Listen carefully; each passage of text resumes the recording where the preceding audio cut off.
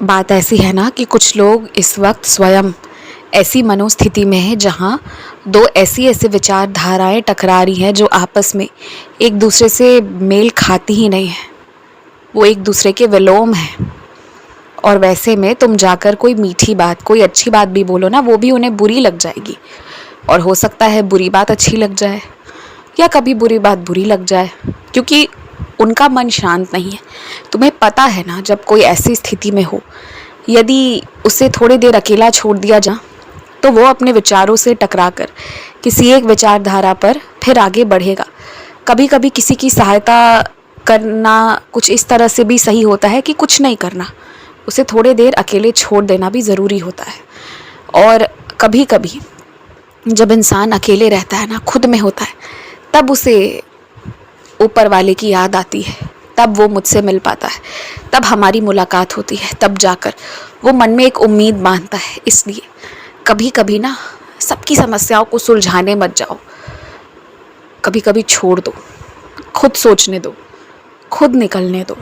थोड़ा बहुत गिरेंगे, लड़खड़ाएंगे, यही ना, पीछे तुम हो और सबसे बगल में मैं हूँ, तो हम गिरने तो नहीं देंगे मिलकर। ये रही बात तय। अब चिंता मुक्त रहो। हमेशा सबका काम करने के पश्चात जब बारी तुम्हारे खुद की आती है ना, तो कम से कम में, थोड़ा से थोड़ा में तुम सोचते हो कि रह लूँ रख लूँ अपने लिए। वो तो ठीक बात है, लेकिन तुम्हारे जूतों की नाप हो गई, कपड़ों की नाप हो गई, उन चीज़ों को कम से कम सही रखा करो। पैसों की बचत करने में, या फिर किसी को बुरा ना लग जाए, या ज़्यादा मेहनत ना करना पड़ जाए, तुम्हारे लिए सबको ज़्यादा जाना ना पड़े, इन चक्करों में पड़कर कष्टदायक चीज़ों को ले लेते हो, कष्टदायक चीज़ों को हर बार अपने लिए ही छोड़ देते हो। ये गलत है।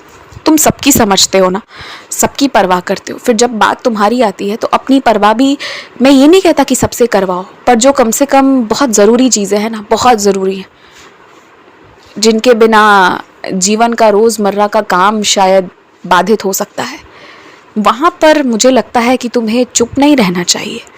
तुम्हें वहाँ पर संकोच भी नहीं करना चाहिए, अपने लिए भी खड़े रहना चाहिए, अपना साथ भी लोगों को देने देना चाहिए। देखो, अगर आज सब तुमसे प्रेम करते हैं, तुम्हारी परवाह करना चाहते हैं, अगर आज तुम थोड़ी बहुत भी परवाह नहीं करने दोगे ना, तो कुछ सालों के बाद उन्हें लगेगा कि शायद परवाह नहीं करने में ही तुम्हारी खुशी निहित है, और वो तुम्हारी खुशी के लिए फिर तुम्हारी परवाह करना छोड़ देंगे, और तब भीतर ही भीतर रोगे और दोबारा मुझसे शिकायत करोगे। इसलिए बेहतर ये है कि जो परिवार वाले थोड़ी बहुत परवाह करते हैं ना, वो जारी रहने दो। हर चीज़ में मना मत करो। प्रेम से कोई तुम्हें बाहर खिलाने ले जाना चाहता है, कोई नया कपड़ा दिलाना चाहता है, चाहे 100 कपड़े हो तुम्हारे पास, कुछ नया सामान देना चाहता है, प्रेम से 2 पल बात करना चाहता है, तो ये प्रेम का लेन देन होने दो। हमेशा उसे हिसाब किताब से तोलने की ज़रूरत नहीं है। अगर प्रेम का प्रवाह नहीं होने दोगे तो फिर एक दिन रुक जाएगा ये सब कुछ, और तब तुम्हें ज़्यादा तकलीफ होगी। मैं आशा करता हूँ कि तुम मेरी बात को मानोगे और गंभीरता से इस पर विचार विमर्श करोगे।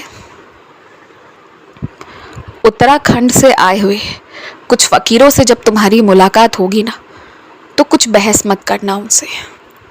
देखने में हो सकता है अजीब से प्रतीत होते हो, जो बन पड़े वो दक्षिणा दे देना, ओम नमः शिवाय कहते हुए आगे बढ़ जाना।